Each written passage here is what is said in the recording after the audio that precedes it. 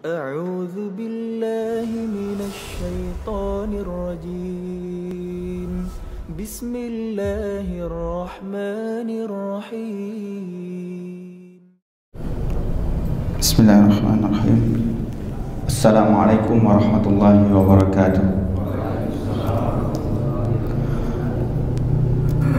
Alhamdulillahi ala ihsanih wa syukru lahu ala taufiqihi wa amtinanih wa asyhadu an la ilaha illallah wahdahu la syarika lah ta'ziman li sya'nih wa asyhadu anna Muhammadan abduhu wa rasuluhu ad-da'i ila ridwanih. Salawatullahi wa salamuhu alaihi wa ala alihi wa sahbihi wa ikhwani amma ba'd. Fa inna asdaqal hadithi kitabullah azza wa jalla wa khairal hadi hadi Muhammadin sallallahu alaihi wa ala alihi wasallam. Jamaah salat maghrib yang dimuliakan Allah Subhanahu wa taala, pada maghrib yang berbahagia ini dan hingga menjelang salat isya nanti insyaallah kita kembali ta'lim, kita lanjutkan dengan tema tentu sirah Nabi kita Muhammad sallallahu alaihi wasallam, perjalanan hidup Nabi kita Muhammad sallallahu alaihi wasallam. Tentu ini adalah tidak sekedar membaca kembali atau hanya sekedar menyebutkan kembali, akan tetapi ulama kita menyebutkan banyak sekali faedah yang bisa kita ambil dalam kehidupan Nabi kita Muhammad sallallahu alaihi wasallam. Bahkan para pakar mengatakan ketika seorang mempelajari sejarah misalnya, dengan mempelajari sejarah yang telah lalu, dia akan bisa membuat perencanaan untuk membuat sejarah yang akan datang. Maka Nabi kita, laqad kana fi Rasulillahi uswatun hasanah, tentu pada Nabi kita Muhammad sallallahu alaihi wasallam sudah ada semua yang dibutuhkan oleh seorang muslim dan orang-orang di luar Islam sekalipun, bagaimana harus menjalani kehidupan dan bagaimana memakmurkan bumi Allah Subhanahu wa taala ini. Pada pembahasan yang lalu kita sudah menyebutkan tentang orang-orang yang pernah ditugaskan oleh Nabi kita Muhammad sallallahu alaihi wasallam.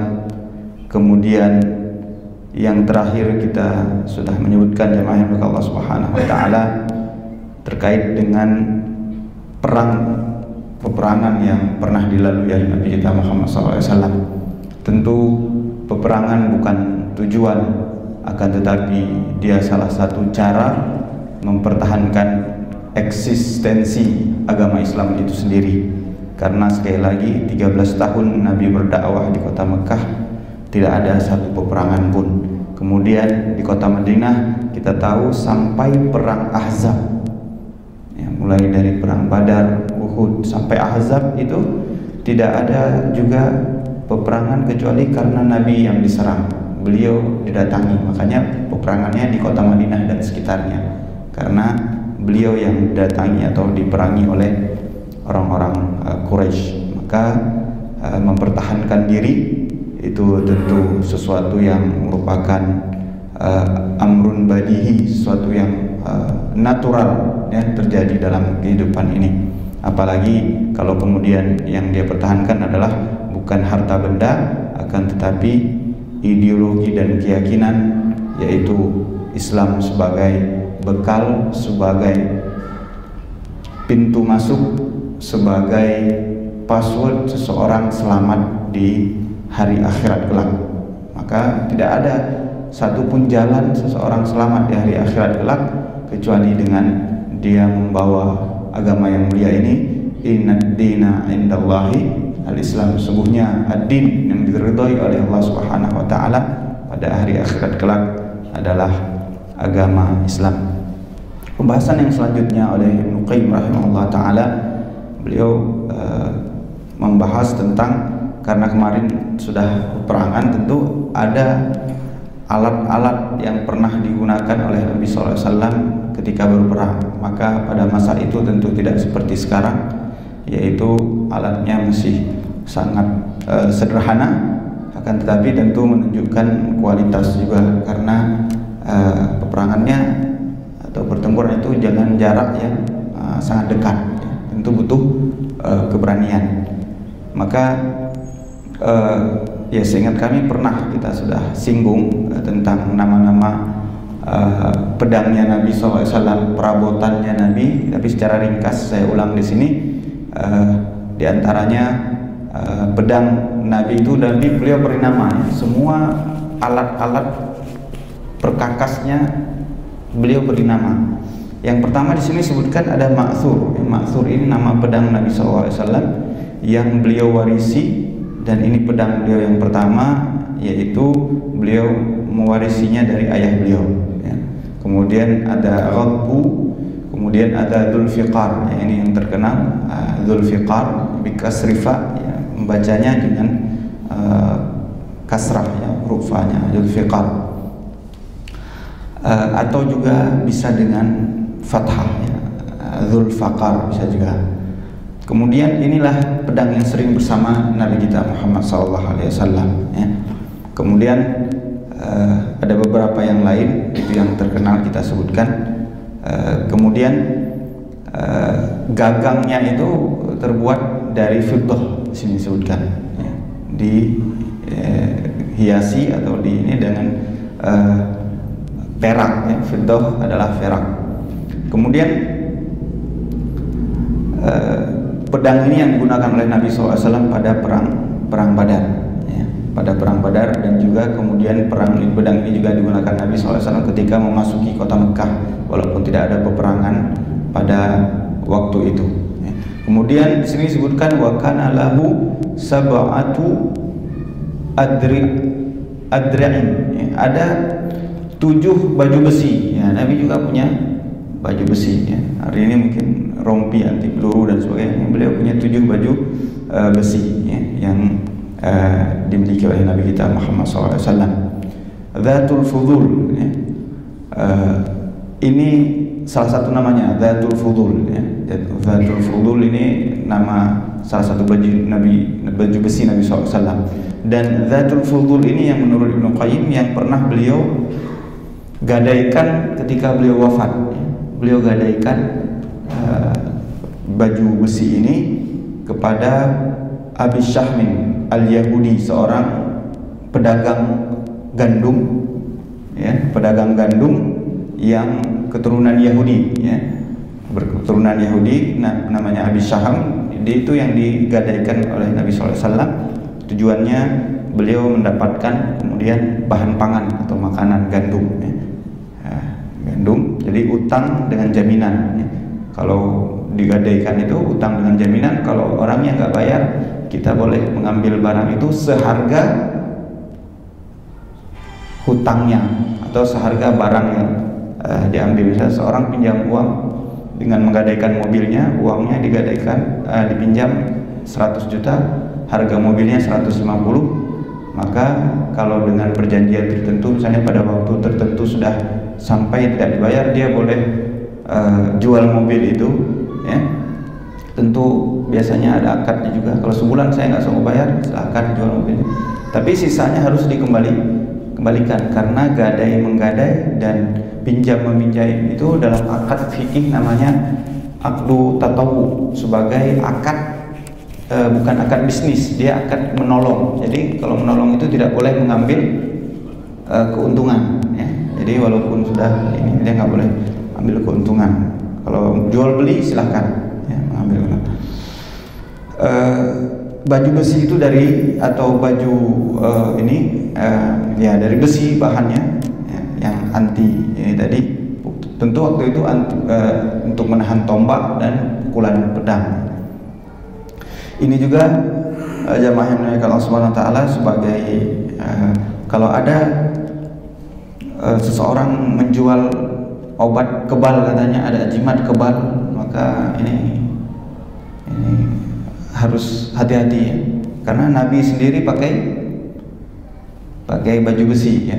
Jadi kalau kena pedang beliau berdarah, kena tombak giginya berdarah.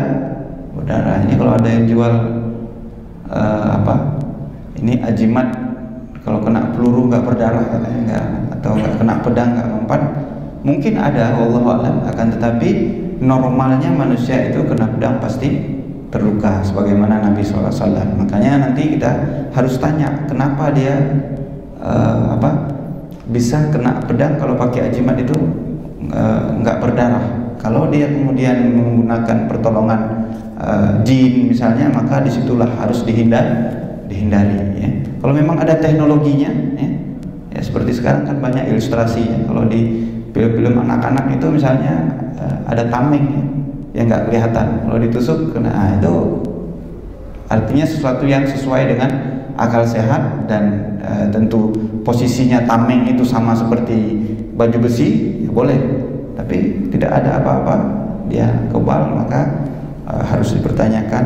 Jangan sampai menggantungkan diri kepada hal-hal yang tidak dibenarkan dalam syariat, yaitu misalnya syaitan ya, atau jin dari golongan-golongan yang kafir ya. Kemudian ada beberapa di sini, saya tidak ulang lagi karena pernah kita bahas ini, Kemudian Nabi punya beberapa tombak, 5 tombak yang dimiliki oleh Nabi kita Muhammad SAW.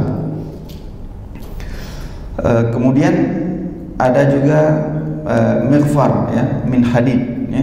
Ada penutup kepala. Kalau tadi dir'um itu, makanya kalau orang perempuan di bahasa Arab itu pakai dir'um, itu jubah namanya, bajunya ya.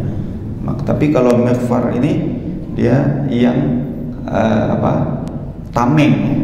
Tameng. Jadi udah ada baju besi, ada tameng nih Pak. Luar biasa. Ini perlindungan, artinya ikhtiarnya maksimal. Nah, ikhtiar Nabi kita maksimal ya. Jangan saya tawakal saja sudah ya, nggak pakai helm ya. Saya naik motor nggak usah pakai helm, tawakal. Kalau luka pasti luka, kalau nggak luka enggak. Nabi jangankan di jalan ini, dalam peperangan yang punya resiko ya. Nanti kemudian ditanya, tapi Nabi kalau naik unta nggak pakai helm ya, nggak ada riwayat pakai helm. Maka kalau kondisinya yang seperti itu ya boleh-boleh saja kan.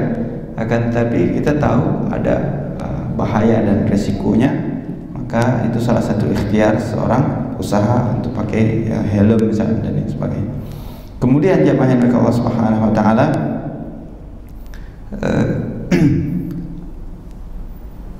langsung ke kendaraannya ya. Nabi juga punya kendaraan ya. Di antaranya kuda ya, al-khailu. Kuda ini termasuk kendaraan yang mewah pada masa itu karena kecepatannya, walaupun dia punya jarak tempuh tertentu, berbeda dengan unta. Unta ini ya sering diistilahkan dengan safinatus sahra. Dia adalah perahu di atas padang pasir atau kapal ya. Kapal laut itu membelah lautan ya. Kalau unta itu membelah padang pasir karena dia lambat, akan tetapi jarak tempuhnya begitu panjang ya. Lambat, tapi kalau kuda ya mungkin jarak sekian dia sudah lelah ya. Kalau dipacu demikian dia akan lelah. As-sakbu ya namanya, as-sakbu ya, ini nama-nama kuda Nabi sallallahu alaihi wasallam ya. Ada juga al-murtajaz atau al-murtajiz ya. Ini diantara kendaraan atau kuda Nabi kita Muhammad sallallahu alaihi wasallam. Sekali lagi tadi kuda termasuk hal yang mewah, kendaraan cukup mewah, artinya itu cukup berharga dan itu dimiliki oleh Nabi kita Muhammad SAW. Kemudian ada al-bighal. Bighal ini ya namanya juga bighal, yang diberi nama duldul ya, duldul itu nama bighal Nabi SAW. Ya disebutkan dia lebih kecil dari kuda, akan tetapi lebih besar dari keledai ya. Itu seperti itu. Kemudian beliau juga punya keledai ya. Nah, keledai ini tentu binatang yang paling sederhana atau ya sangat tawadhu ya.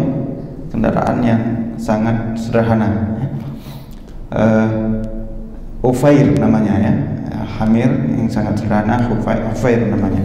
Maka jemaah yang dimuliakan Allah Subhanahu wa taala, inilah kendaraan yang ada pada masa Nabi kita Muhammad sallallahu alaihi wasallam. Jadi kalau kemudian ada yang bertanya, berarti kita ini nggak sesuai sunnah Nabi ini, kenapa nggak naik kuda? Nggak naik kuda. Atau ada yang pernah mengatakan seperti ini, kalau kalian ingin mengikuti sunnah, maka ikut naik unta, jangan naik motor atau jangan naik mobil katanya. Naik unta, apalagi ke tanah suci katanya kan. Harus ke tanah suci naik unta. Karena maka jamaah yang Allah Subhanahu wa taala, Nabi kita itu hidup penuh idealis, akan tetapi beliau jiwanya begitu idealis, akan tetapi hidup penuh realistis. Yang ada kendaraan pada masa itu cuma kuda, unta, atau keledai. Seandainya ada mobil, saya yakin Nabi pakai. Apa dalilnya? Gimana Pak? Ya maksudnya kalau ini perkataan saya, seandainya ada mobil, pesawat terbang, maka Nabi pasti pakai itu. Menurut saya, tapi itu kita butuh dalil. Biasa kan ada bapak-bapak mungkin yang bisa membantu menjawab. Apa kira-kira? Ya karena saat itu kan belum ada Pak. Iya. Jadi iniannya kan perputaran zaman. Ya, ya satu jawaban ya. Sekali lagi yang ingin saya tekankan di sini, seandainya ada pesawat pasti Nabi pakai. Kenapa? Karena Nabi pernah menggunakan kendaraan yang tidak lazim pada umatnya pada masanya, tapi beliau gunakan, yang dikenal dengan burak. Seharusnya Nabi mengatakan ini terlalu cepat, tidak sesuai dengan kondisi masyarakat. Saya nggak mau pakai ini. Walaupun di dalam hadis itu dikatakan binatang juga, akan tetapi binatang ini dia gerakkan kakinya itu sejauh mata sekali gerak sejauh mata memandang. Tapi Nabi mau naik. Nabi nggak mengatakan ini terlalu cepat, ini jangan. Nah, itu berarti beliau sesuaikan. Beliau nggak mengatakan kepada Jibril ini nggak sesuai dengan kendaraan yang ada di masyarakat saya nggak pakai ini. Yang pakai unta aja nggak apa-apa, nyampe sebulan lagi ke Masjidil Aqsa nggak apa-apa, naik unta saya enggak. Maka kalau ada orang yang ceramah bilang begitu, maka itu jawabannya. Nabi nggak pernah mengatakan pada Jibril kita naik unta saja biar 2 bulan saya sampai ke Masjidil Aqsa. Karena waktu itu kalau naik unta dari Mekah, dari Masjidil Haram ke Masjidil Aqsa itu kalau naik unta 1 bulan. Nabi nggak mengatakan kepada Jibril kita naik unta saja biar 1 bulan nyampe, enggak. Beliau memilih kendaraan yang disediakan dan sampai dalam waktu ya sangat singkat. Artinya malam itu juga menjelang pagi beliau sudah sampai lagi ke Mekah ya. Jadi kalau ada orang bilang naik unta saja kalian semuanya supaya sesuai dengan apa yang dilakukan Anda nggak paham ya. Anda salah dalam berpikir. Nah, jadi Nabi gunakan, ada fasilitas yang hebat beliau gunakan. Justru sekarang kalau ada yang pilih naik unta, nah itu sebagian ulama mengatakan kufur nikmat namanya. Bisa sampai dalam 9 jam dia pilih yang nyampainya 90 hari. Itu kufur nikmat namanya, menurut sebagian ulama ya. Di antaranya namanya beliau sudah wafat, beliau Syekh Abdurrahman Ibn Nasir As-Sa'di ya. Beliau mengatakan kalau ada orang ceramah ada pembesar ini pakai ini bisa ceramah, dia nggak mau, saya Nabi nggak pakai mic ceramah, saya mau teriak-teriak aja seperti zaman dulu. Nah, ini orang-orang seperti ini dia namanya kufur nikmat, mengingkari nikmat Allah. Nikmatnya ada, dia tidak gunakan. Makanya Nabi gunakan nikmat Allah, burak gitu. Walaupun bentuknya seperti hewan, akan tetapi kecepatannya cepat digunakan oleh Nabi Sallallahu Alaihi Wasallam. Kemudian ada unta qaswa. Jadi sebenarnya kalau kita pikir-pikir, Nabi ini ada unta, ada pedang, ada apa? Ada kuda tadi ya. Subhanallah. Ternyata Nabi kita memiliki sesuatu ya, punya ya. Jadi ini juga jawaban bagi orang nanti saya biarlah hidup saya miskin saja, nggak usah ada apa-apa kendaraan, karena katanya Nabi gitu. Maka kita sebutkan, kalau Anda punya banyak, ya terserah tidak digunakan, tinggal didistribusikan. Nabi pernah menyembelih 100 ekor jadi 100 ekor unta nggak dinaik ganti-ganti. Kalau 100 ekor berarti lebih kurang 3 bulan 10 hari, Pak. 100 hari. Hari ini naik unta nomor 1, sampai nanti hari ke 100 naik unta nomor 100. Nah, beliau gunakan yang sesuai kebutuhan, satu saja, dua, sisanya beliau sedekahkan, ya. Jadi kalau ada yang kasih hadiah, Pak, misalnya kasih hadiah 100 mobil, Pak, jangan ditolak, ya. Pakainya tetap 99, ya kasih aja ke Masjid Al-Hidayah, ya. Nah, nggak apa-apa. Nah, jadi jangan nanti salah berpikir, wah Nabi nggak banyak, nggak ada 100 mobil, enggak, ya, tinggal digunakan di jalan Allah SWT untuk kebaikan, ya. Kemudian pernah ada suatu kisah di sini sebutkan, jemaah yang Allah SWT, unta Nabi ini pada awalnya unta yang begitu cepat, ya. Cepat, nggak pernah dikalahkan, ya. Unta yang begitu cepat, al-abba namanya, hiyallati kanat la tusbaq. Ini unta yang nggak bisa dan belum pernah dikalahkan kalau berpacu, ya. Kalau berpacu nggak pernah kalah. Kemudian suatu ketika, summa jaa a'rabiyyun ala qa'udin fasabaqaha. Kemudian suatu ketika datang seorang Arab Badui, dia dengan untanya berhasil mengalahkan unta Nabi sallallahu alaihi wasallam. Maka fasyaqqa dzalika 'alal muslimin. Para sahabat yang lain merasa berat, kok unta Nabi bisa dikalahkan, ada apa gitu kan? Ada apa kok unta Nabi kita bisa dikalahkan sama orang Arab Badui? Maka Nabi memberi suatu pelajaran dalam kehidupan, yaitu faqala Rasulullah SAW, di dalam urusan dunia, inna haqqan 'alallahi alla yarfa'a minad dunya syai'an illa wada'ah. Sungguh sudah menjadi ketetapan Allah Subhanahu wa taala, tidak ada sesuatu yang Allah angkat sampai ke puncak, ya, sudah masa-masa suksesnya, masa terbaiknya, dia akan kembali jatuh, ya. Unta ini sudah jadi juara bertahan sekian lama, tapi memang di dunia ini tidak ada yang abadi, ya. Nggak ada yang abadi. Bapak-bapak ini saya rasa ada yang hidup di zaman juga Orde lama, Pak, Orde Baru, Pak.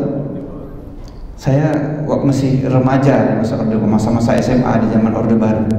Kalau kita lihat Pak Harto waktu itu, kira-kira jatuh nggak, Pak? Kalau kita hidup zaman Orde Baru, kita jadi kira-kira sampai meninggal jadi presiden nih Pak Harto. Tapi itulah dunia, ya. Yang hidup masa Bung Karno, bagaimana karisma Bung Karno, begitu hebat, ya. Pasti merasakan, oh Bung Karno. Tapi ya seperti itu dunia. Jadi jangan berpikir seorang apapun dalam urusan dunia, bahkan masalah unta sekalipun, dia pasti ada masanya, ya. Dalam bahasa sekarang dikatakan setiap masa ada tokohnya, misalnya setiap tokoh ada masanya, ya. Setiap segala sesuatu ada masanya, ya. Ya pasti. Makanya Islam juga dalam artian kekuasaan pemerintah, ya, ada masanya, masa jayanya, misalnya masa Nabi SAW sampai Khalifah yang 4, kemudian masa Muawiyah atau masa Bani Umayyah, ya, jaya. Kemudian setelah itu jatuh. Islamnya masih kuat secara peradaban, yang masih sebagai suatu yang disegani seluruh dunia, ya, pada masa itu. Akan tetapi penguasanya sudah berganti. Dinastinya yang tadi saya katakan Bani Umayyah sudah jatuh, diganti dengan Bani Abbasiyah. Bani Abbasiyah jatuh, tapi agama Islam masih eksis. Makanya tadi saya sering sebutkan berapa kali di sini, kita butuh agama ini, karena dengan nebeng dengan agama ini kita tetap eksis. Nah, makanya saya sudah sering juga sebutkan, bahkan negara juga membutuhkan agama ini, ya. Karena dengan nepeng dengan agama kita akan eksis. Ya, saya sederhana saya sebutkan, kalau tidak ada agama, sulit ada pejabat itu bagaimana cara sumpahnya. Sumpah jabatan pejabat itu gimana caranya? Dalam Undang-Undang 1945 sebutkan disumpah dengan agamanya. Nggak ada sumpah khusus sesuai dengan undang-undang, nggak ada. Nah, jadi kita butuh pada agama yang mulia ini. Maka tugas dan kewajiban ketika kita mendakwahkan agama ini, sebenarnya kita sedang menjaga eksistensi negara kita. Itu hal yang tidak bisa dipisahkan, ya. Maka tidak ada alasan memusuhi orang yang mendakwahkan agama ini, ya. Tidak ada alasan. Kemudian itu sekali lagi tadi bahwa unta seorang nabi dikalahkan, ya, kalah. Nabi sendiri sudah sebut hadisnya, kadang beliau menang dalam sesuatu peperangan, kadang kalah.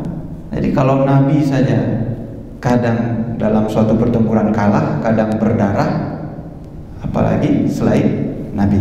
Jadi untuk urusan dunia jamaah yang Allah Subhanahu wa taala, jangan wala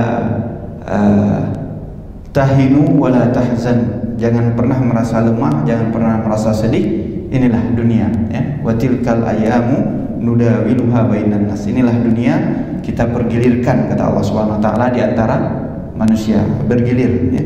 Dulu mungkin nggak ada yang bayangkan bagaimana negara adidaya Uni Soviet, ya. Mungkin sebagian anak-anak sekarang nggak tahu dia ada negara dulu namanya Uni Soviet.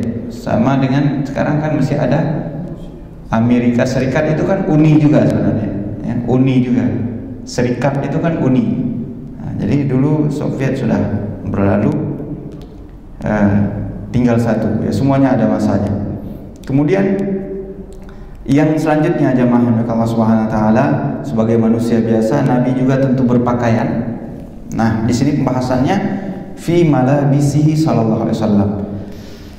Pakaian yang pernah digunakan oleh Nabi kita Muhammad SAW. Apa saja jenis pakaian beliau? Kanat lahu imamatun. Beliau dulu pernah punya imamah. Imamah artinya serban, ya, serban. Makanya namanya imamah. Imamah itu amma, ya.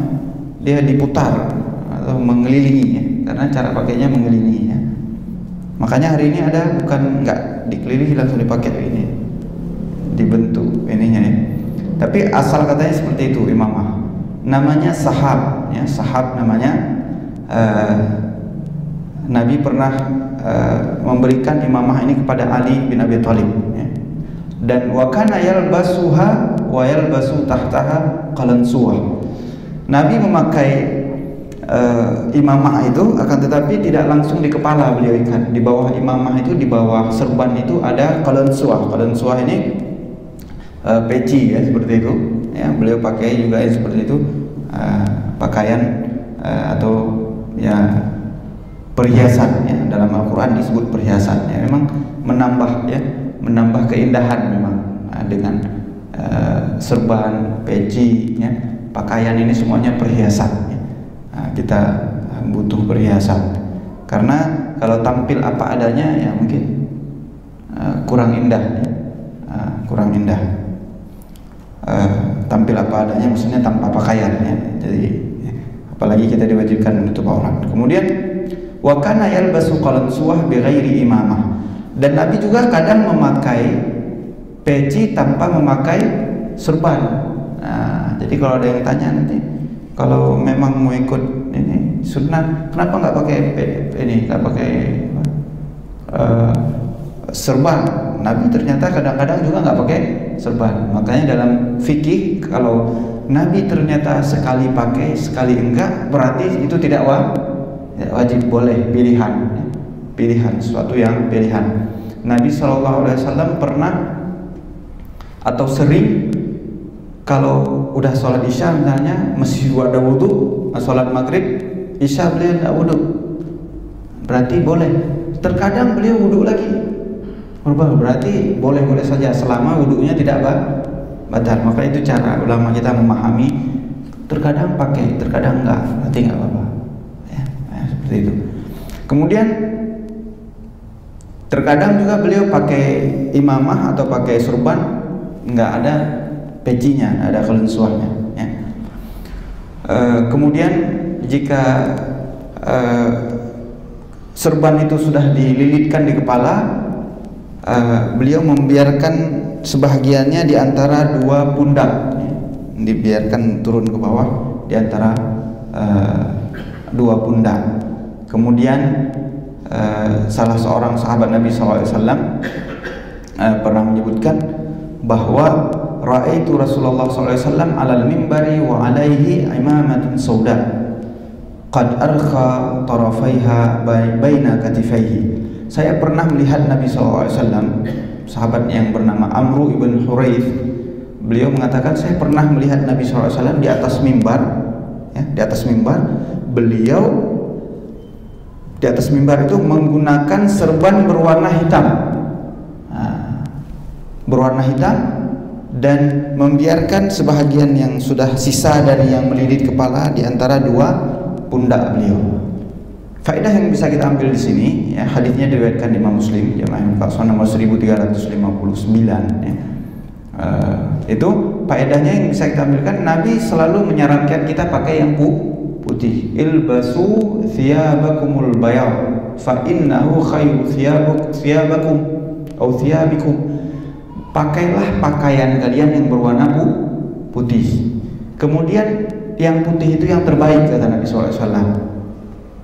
Kemudian wakaffinu fiha mautakum, dan orang yang meninggal dikafankan dengan warna itu pilihannya.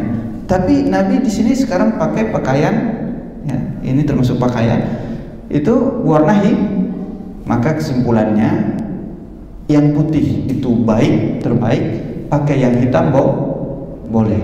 Nah, jadi nanti kalau ada yang pakai bukan warna putih, boleh, karena Nabi perintahkan atau sarankan yang putih, tapi kalau ada yang hitam juga tidak terlarang. Itu lagi kesimpulan kalau berbicara masalah warna, ya. Tadi jenis pakaian, kemudian warna. Kemudian dari Jabir bin Abdullah, beliau pernah melihat Nabi waktu itu ketika masuk kota Mekah, imamahnya atau serbannya berwarna hitam, ya, berwarna hitam yang dipakai oleh Nabi kita Muhammad SAW. Kemudian Nabi SAW terkait dengan pakaian beliau tadi sudah disebutkan tentang imamah atau serban peci yang menutup kepala. Maka Nabi wala bisa al-qamis, ya. Beliau memakai al-qamis, ya. Kalau dalam definisinya itu qamis itu karena ada dua pakaian yang terkenal pada masa Nabi SAW. Ada pakaian yang seperti pakaian ihram itu, Pak. Maksudnya dua lembar. Kalau yang bagian atas namanya ridah yang menutup bagian atas, yang di bawah namanya izar, ya. Seperti sarung gitu. Jadi bawah. Jadi kadang terjatuh yang atas, ya. Kalau ada bapak-bapak dengar Nabi kita Muhammad SAW atau lihat hadis, beliau berdoa kelihatan sampai lihat. Itu kalau begitu pasti atau prediksinya yang beliau gunakan adalah ridah tadi, ya, karena jatuh kan, jatuh dia. Tapi kalau ini jatuh, ya tentu aurat mesti tertutup karena pakai bawahannya, ya, ada pakaian izar di bawahnya. Jadi mesti. Sedangkan kamis ini dari atas ke bawah satu lembar saja. Maksudnya ya mungkin seperti jubah-jubah seperti kita banyak dipakai itu. Karena itu lebih praktis. Kenapa alasannya Nabi paling suka pakai kamis? Karena praktis, satu sekalian saja. Ya, kalau yang tadi agak repot, tapi tetap, ya. Dari segi warna, alhamdulillah sudah jelas. Tidak mesti putih yang terbaik, tapi tidak mesti putih. Dari segi pakaian ada yang model begini, ada yang kamis, ya, ada bermacam-macam model pakaian Nabi SAW. Kemudian lengannya itu hampir rusuh itu ini yang ada bulat ini, Pak, ya, ya, sampai situ, ya, sampai begitu Nabi SAW pergelangannya. Jadi kalau sampai lebih lewat tangannya seperti ini, tidak tepat juga ya, karena Nabi di sini sebutkan sampai sini aja, karena kalau lebih begitu juga khawatir kotor ya, kotor. Kemudian wala bisa jubbah. Kalau jubbah ini beda dengan kamis, itu pakaian luar lagi satu ya, itu jubbah ya. Kalau tempat kita jubbah mungkin yang sering dipakai misalnya itu yang satu, itu jubbah. Kalau di sana jubbah itu istilah untuk pakaian lagi luar ya.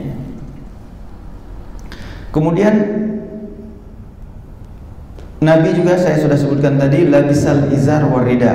Nabi juga pernah pakai izar, pakaian bawahan dan atasan ya. Jadi dua lembar pakaian Nabi kita Muhammad sallallahu alaihi wasallam ya. Kemudian Nabi pernah pakai suatu pakaian yang warna merah ya. Kemudian dijelaskan di sini maksudnya karena ada sebahagian lafaz itu melarang pakaian merah polos ya, maksudnya merah semua. Maka dipahami merah ini masih ada garis-garis hitamnya, ada warna lain. Kalau merah polos, memang dalam beberapa riwayat itu Nabi SAW naha anil mayathil al-humur ya, atau hamr ya. Beliau melarang dari pakaian ya, terutama apalagi sutra yang berwarna merah. Jadi merah semua ada larangannya. Jadi kalau di sini disebutkan Nabi pakai merah, maka ulama kita berusaha memahami bahwa apakah ada garis-garis hitamnya, ada garis putih, ada nuansa lain. Jadi tidak merah ya, merah semuanya gitu ya, bukan gitu ya. Ini juga cara memahami riwayat-riwayat seperti ini. Kemudian pakaian Nabi kita Muhammad SAW ada yang diwarnai ya, dengan warna ya, yang lain, maka selama itu bukan hal atau sesuatu yang bahan-bahan yang dilarang atau diharamkan, maka insya Allah tidak mengapa. Di sini disebutkan khututun hamra. Jadi kadang ada pakaian ada garis-garis merahnya. Nah, jadi kalau misalnya ada yang nggak pakai pakaiannya nggak polos, ada garis sedikit, ya ini juga ternyata dalam riwayatnya Nabi ada pakaiannya ada garis merahnya misalnya. Ya, alhamdulillah. Kesimpulannya Ibnu Qayyim rahimahullah taala di sini menyebutkan bahwa ya, pakaian Nabi kita Muhammad SAW itu adalah juga sama seperti kendaraan tadi, ada bermacam-macam. Kadang beliau pakai pakaian jubah yang dari Yaman ya, dari Yaman asalnya, bentuknya agak beda, ininya agak sempit ya. Nanti waktu beliau buka susah, agak sempit ya lengannya ya, bukan yang baju. Maka kesimpulannya dari pakaian ini Ibnu Qayyim rahimahullah taala sebutkan di sini bahwa kalau dari warna adalah yang paling beliau senangi itu adalah warna putih. Warna lain beliau pakai juga berarti boleh. Sedangkan model pakaian kita sudah sebutkan beragam, maka ulama kita atau Ibnu Qayyim menyebutkan ini beliau memakai pakaian yang sesuai dengan ya kondisinya apa yang ada gitu, ya, tidak memaksakan sesuatu yang tidak ada. Maka jamaah yang Allah Subhanahu wa taala beliau sebutkan di sini ya, tidak bisa kita mengatakan ini pakaian yang paling sunnah misalnya, tidak ya. Itu kesimpulan dari pembahasan masalah pakaian ini yang disebutkan oleh Ibnu Qayyim rahimahullah taala ya. Terutama terkait dengan model apa yang ada, apa yang dimudahkan oleh Allah Subhanahu wa taala sesuai dengan kondisi tempat. Karena inti dari pakaian itu adalah menutup aurat ya, menutup aurat seorang. Makanya kalau ada yang pakai sarung, maka ya nggak apa-apa pakai sarung ya, pakai sarung. Nabi SAW, apalagi pada masa kita ini mungkin pertukaran itu karena informasi melihat sudah begitu banyak ya, jadi pakaiannya juga jadi beragam. Yang penting tadi tidak menyikap aurat. Kemudian dalam beberapa riwayat juga tidak ada gambar-gambar yang dilarang ya. Kemudian warna tadi jangan warna merah polos, benar-benar merah, adalah garis-garis yang lain atau dan sebagainya ya. Ini kesimpulan dari pakaian Nabi kita Muhammad SAW. Sekali lagi menunjukkan bahwa Nabi kita Muhammad SAW adalah hamba Allah, yaitu manusia, namun Allah beri kelebihan beliau dengan sebagai rasul, ya, tidak ada alasan tidak bisa mengikuti Nabi kita Muhammad SAW karena beliau adalah manusia biasa, bukan malaikat, ya, bukan malaikat yang tentu berbeda jenisnya dengan manusia. Yang selanjutnya Ibnu Qayyim rahimahullah taala sebutkan di sini bahannya, ya, bahannya di sini katun, ya, mungkin di sini bahasa kita katun kah atau yang suf, ya, suf itu bahan dari bulu tentunya, bahan dari bulu atau bahan, ya, bulu namanya apa, ya, bulu domba misalnya, itu dijadikan serat sampai jadi bahan pakaiannya, itu ada juga, cuma mungkin dia agak panas, ya. Nah, ini cocoknya dia kalau di tempat yang ada musim dingin, ya, di suasana. Jadi ada katun, ada, jadi bahannya juga beragam pakaian Nabi kita Muhammad sallallahu alaihi wasallam.